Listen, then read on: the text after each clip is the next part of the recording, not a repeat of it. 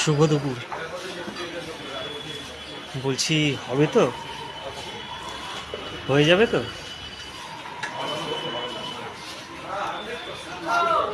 কালকে পশ্চিমবঙ্গের ভবিষ্যৎ নির্ভর করছে। উত্তরবঙ্গ মেদিনীপুর দেখিয়ে দিয়েছে, তারাও হয়তো দক্ষিণবঙ্গ থেকে আশা করে রয়েছে।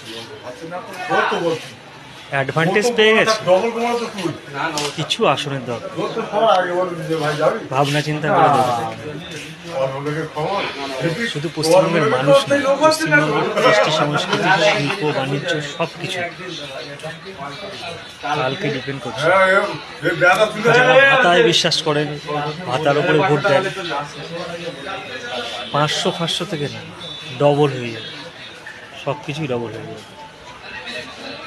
একটু ভেবে চিন্তা করতে হবে।